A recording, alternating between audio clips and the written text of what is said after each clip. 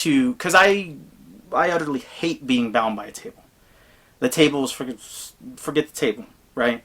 So I like to be up and moving. I like to do semi-acting. So if I have a character, that's bashing something into the ground, I'll do the whole role-playing thing, and I'll have a bat in hand, which I don't have one in hand, but I'll pretend that I have a bat in hand, and then I'll go and I'll smash the heck out of the thing. So doing this gesture makes it look like, oh crap, something's going on, something freakish is happening, but as long as I'm not hitting anybody, right? As long as I'm in my own space and doing my own thing, that's something that, captures the feeling, captures the emotion, captures that moment where everyone's like, oh, dang. Oh, dang. They're like, whoa. That's going to make everyone step back and say, whoa, okay. We have to take this a little bit more seriously, or, the things are going to go on, and we're just like, oh, dang. Or...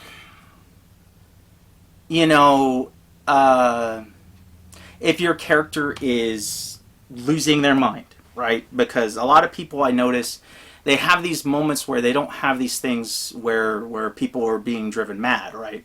So if you wanted to portray that, if you wanted to portray someone losing their mind, a lot of the things that you see on movies and stuff like that, they grip their hair and they're like, well then, that's you, acting a little crazier. But if I did that and I was just like, okay, well, I still did facial expressions, but I didn't do anything with my hands. It's just that facial expression stuff, that's just kind of who I am and what I enjoy doing at the table, so I can give everyone like a fuller experience. I remember my sister was running a story for me, and she had a moment where she was playing these really evil characters.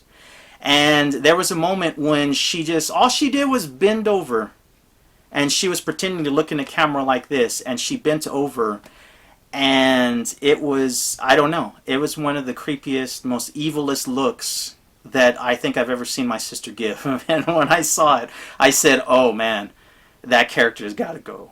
And this character didn't even do anything. They were just asking if the camera was on. It was something ridiculous. But it was that little tiny gesture there that, just made it come alive, and you're just like, oh, dang, dang. So, believe me, gestures and facial expressions, they make a huge difference in just sitting at the table and just saying, okay, my character goes and slams their fist down and does this thing. Now, of course, don't, be mindful of where you are. Don't run around and, you're like, and you end up hitting your friend next to you, or, you end up slamming the table and everyone's dice go flying everywhere. Might be mindful of where you are when you decide to do these things. And that's why I say I don't really like the table, because, I like to come back to the table, of course, roll my dice, do my thing, but I like to stand, like whenever I'm doing my games, 90% of the time I'm standing up, because I like to be mobile, I like to move.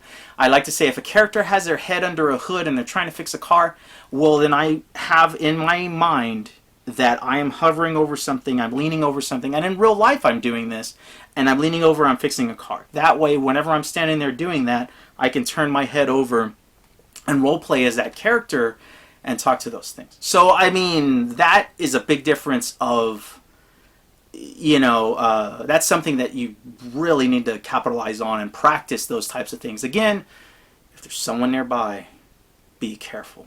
Don't attack them.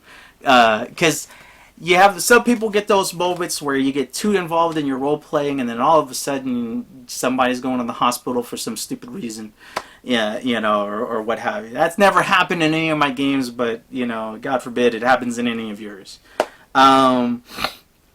Let's see. Okay, well, yeah, that brings me to my next point, which I just kind of I just said, don't touch people. I've had a couple of moments where people have actually laid their hands on me during roleplay time or whatever. Not cool, because you do it these days, and I guarantee you, I'm not going to be very thrilled. And that's the last thing that you want, because that right there, that breaks the feeling. That breaks the feeling of everything that's going on, because now instead of, you guys playing characters, well, now what, you're agitated in real life? You know, I was like, that's just not cool. So unless you have their permission to do so, and even if you do have their permission to do so, keep it to a minimum. Don't freaking go out there and think it's okay to be like, well, my character would do this, so would I. You know, and you end up doing something psycho crazy and you end up hurting somebody. And then you end up in a fist fight. And for what? You were supposed to be playing a game. What are you doing? So, you know, just don't. Don't touch people. Don't touch people, and do not touch their property either.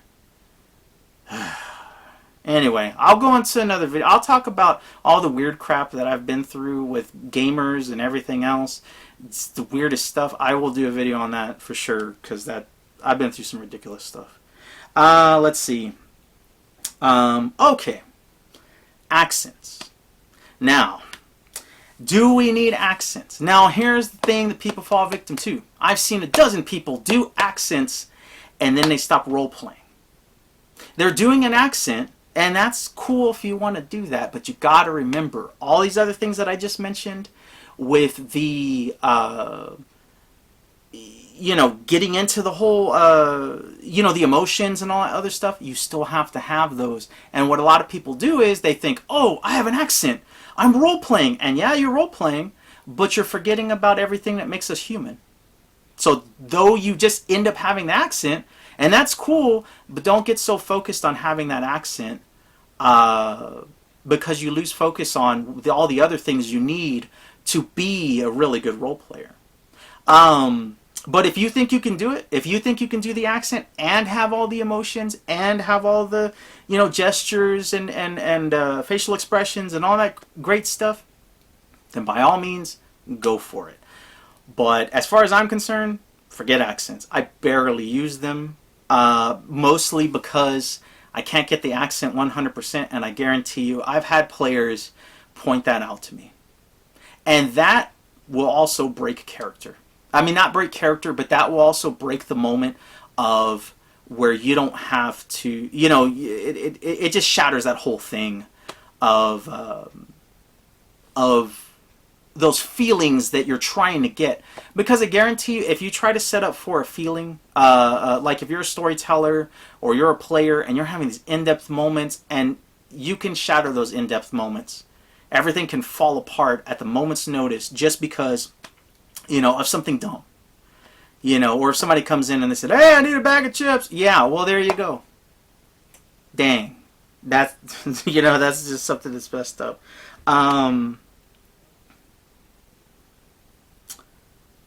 Okay, I pretty much jumped ahead of myself, so I already said that. Okay, here we go. When I've played D&D, or when I've heard people playing D&D, there's something weird that I've heard them say. And I'm like, huh? So they've said, if someone else is role-playing and doing their thing, give them their moment to shine. Okay. In other words, don't like try to jump over them and out role-play them. As far as I am concerned, if you are in a scene and all of you are in the scene, then role-playing is fair game. So, because in real life, that's what people do. People will jump over each other.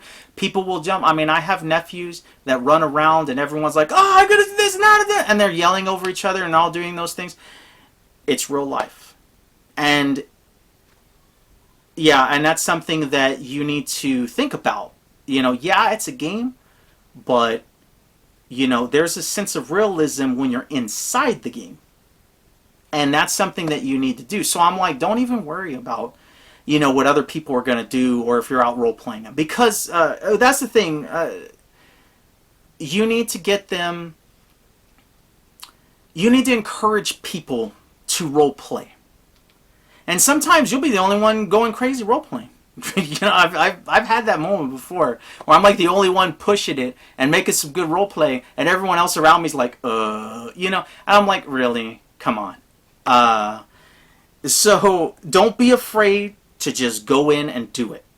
I'm giving you permission to go do it. You tell them, Breaks the Mind told you to go in there and role play, because that's what these types of games are about, man. You go in there, don't worry about people.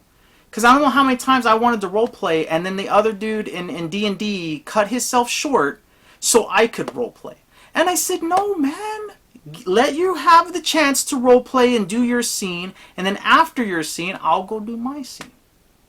I've had that happen, and I was like, that's ridiculous. And then I was like, dude, I want you to go back to your scene because, you know, Lord knows the guy ain't letting us role play. The DM's not letting us role play, so I was like, we have a chance to role play now. Go and role play, you know. And I was like, I'm not gonna take your thing off, you know, take your whole thing off. So, I mean,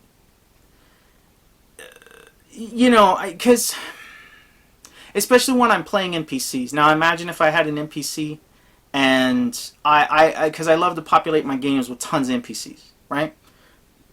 Probably more so than other people like to do. So sometimes I'll have like 6 people in the same scene that I have to control.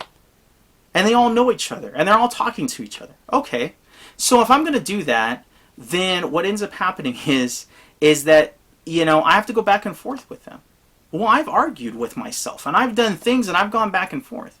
So that's why I'm saying, if you're going to role play, hey, who gives a crap about the other people, you know? And the same thing with anybody else that jumps up. As long as you're playing together, because as everyone always freaking says, it's a group effort. And I was like, well, how can we be a group effort if we're like, okay, no, you take center stage and we'll just stand back here because you haven't done it. I was like, join into the fray. If your character thinks they need to say something in the moment to that other character, freaking go for it. Go in there and be like, hey, you know what? I don't agree with you. You know, and the other guy says, oh, yeah? And then you guys can go back, or whatever it is, you know. But, you know, don't be afraid to do that. Don't be afraid to jump towards that type of thing. Do it. Yeah, because it's silliness. I really think that's silliness for people to do that. Let's see. Okay.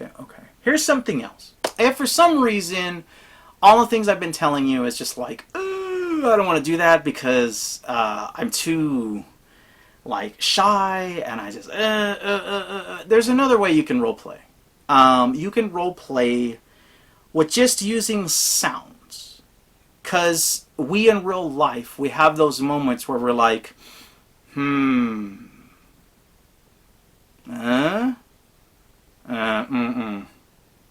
okay, those right there, those are just noises. So those noises right there, those can convey a multitude of things. You can get away with, you know, those moments where you're like, psh, and then everyone's going to look at you and say, what was that? You know, yeah. And then you're like, I mean, and then of course you can do small role play where you can be like, it was nothing. Just keep on, just go about your business. Don't pay attention to me. You know, or something like that. And then it'll work. So if you do, you know, if you do some kind of sounds, you know, or your character lets out a little bit of a laughter, or you're just, you know, like, or clearing your throat. Well, I mean, that signifies usually like, shut up, you know, that type of thing. If you have a player that's like saying something he shouldn't say to another NPC, and you're like, okay, well see, there you go. You're just making sounds. You don't have to talk. It's just something simple. If you really don't want to talk, I mean, that's only going to get you so far. Eventually, you're going to have to say something because, well, it's a role-playing game. But if you have those moments where you're like, dang, I'm not a heavy talker. I'm not a heavy like, oh, I got to go do this. You can use sounds to kind of make that it's still role-playing if you do that. Let's see. Okay.